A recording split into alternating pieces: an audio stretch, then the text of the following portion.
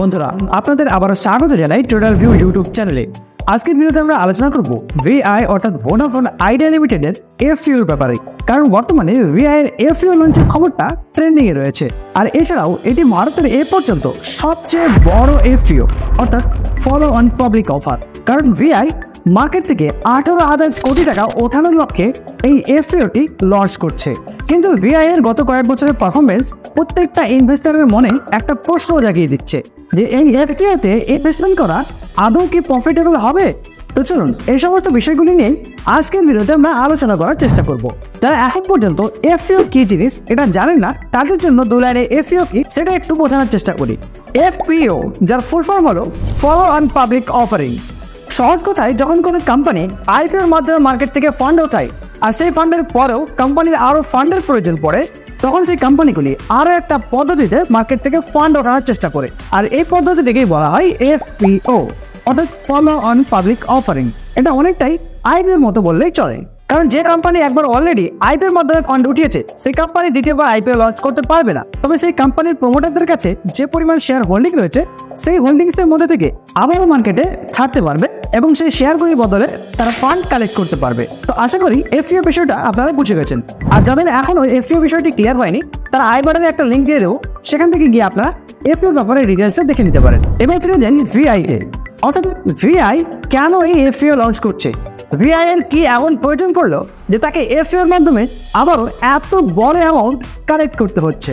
আমরা সকলেই জানি ভিআই অর্থাৎ ভোডাফোন আইডিয়া লিমিটেড এটি একটি টেলিকম সেক্টরের কোম্পানি, আর টেলিকম সেক্টরে জিও আসার পর থেকে অত্যন্ত পরিমাণে কম্পিটিশন বেড়ে গেছে, যার ফলে ভিআই অনেকটাই লস মেকিং কোম্পানিতে পরিণত হয়ে গেছে। আর বর্তমানে যেখানে ভারতবর্ষে 4G ইন্টারনেটকে ছাড়িয়ে 5Gতে পরিবর্তন হয়ে গেছে, সেখানে ভিআই এখনও কিন্তু 4Gতেই পড়ে রয়েছে। তাই ভিআই এর 4G থেকে 5Gতে আপগ্রেড করার জন্য অনেক ক্যাপিটালের প্রয়োজন রয়েছে। এছাড়াও ভিআই এর কাছে যে 4G এক্সিস্টিং সিস্টেম রয়েছে সেটাকে আরও আপগ্রেড করতে চাইছে। এছাড়াও ডিপার্টমেন্ট অফ টেলিকম অর্থাৎ ডটের কাছে ভিআই এর বেশ কিছু ডিউ রয়েছে যেগুলিকে সেটেলমেন্ট করতে হবে। ঠিক একই রকম আরও বেশ কিছু কারণ রয়েছে, যে কারণগুলির জন্য ভিআই এর প্রয়োজন প্রচুর পরিমাণে ফান্ড, আর যার জন্য ভিআইকে এখন লঞ্চ করতে হচ্ছে এফপিও। তো আশা করি আপনারা বুঝতে পেরেছেন ভিআই কেন এফপিও লঞ্চের মাধ্যমে ফান্ড কালেক্ট করার চেষ্টা করছে।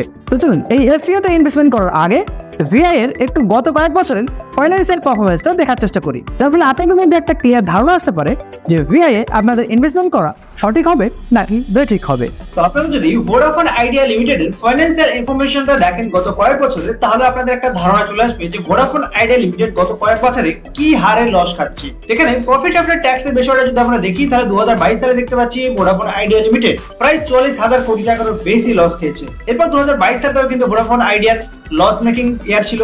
2023ও সেম, এবং 2023 এর লাস্ট যে 31 ডিসেম্বরের ডেটা আছে সেই ডেটাতেও আমরা দেখতে পাচ্ছি ভোডাফোন আইডিয়া প্রফিট আফটার ট্যাক্সে মাইনাসেই রয়েছে। তো এখানে যদি আপনারা রিজার্ভ এবং বোরোইংস এর ব্যাপারটা লক্ষ্য করেন, সেখানেও দেখতে পাবেন বোরোইংস এর সংখ্যা বেড়ে চলেছে আর রিজার্ভের সংখ্যা মাইনাসে যাচ্ছে।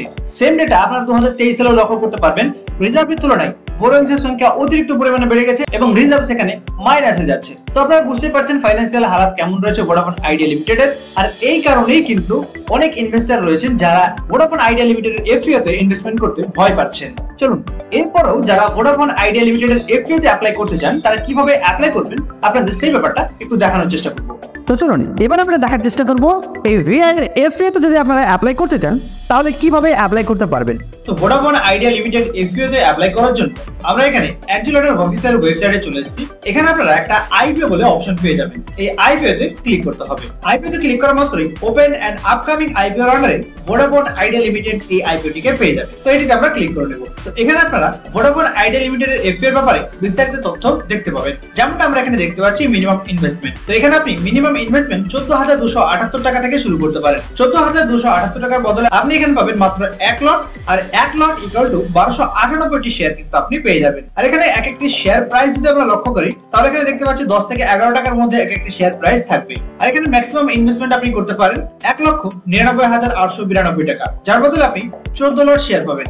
আর 14 লট ইকুয়াল টু 18,172টি শেয়ার কিন্তু আপনি পেয়ে যাবেন। তো এবার আমরা দেখবো এফপিও অ্যাপ্লাই ডেট। এখানে আপনি দেখতে পাচ্ছি এফপিও এর অ্যাপ্লাই ডেট স্টার্ট হয়েছে 18 এপ্রিল অর্থাৎ আজ থেকে, আর এটির অফার এন্ড হয়ে যাবে 22 এপ্রিল। তো আপনারা যদি এই এফপিও তে অ্যাপ্লাই করতে চান তাহলে 18 তারিখ থেকে 22 তারিখের মধ্যে আপনাদের অ্যাপ্লাই করে নিতে হবে। আর এটির অ্যালটমেন্টের ডেট আমরা দেখতে পাচ্ছি 23 তারিখ রয়েছে, আর এটিকে লিস্টিং হতে দেখবো 25 এপ্রিল 2024। তো এবার অ্যাপ্লাই করবেন কিভাবে? তো অ্যাপ্লাই করার জন্য উপরের দিকে আপনারা অ্যাপ্লাই নাও বলে একটা বাটন পেয়ে যাবেন। অ্যাপ্লাই নাও আপনাদের ক্লিক করতে হবে। অ্যাপ্লাই নাও ক্লিক করার পর এখানে আপনারা লট সাইজ এন্টার করবেন, কত লট নিতে চান সেটা। এরপর অ্যাপ্লাই ফর আইপিও তে ক্লিক করতে হবে। অ্যাপ্লাই ফর আইপিও তে ক্লিক করার পর এই প্রসেস বাটনটিতে আরো একবার ক্লিক করতে হবে।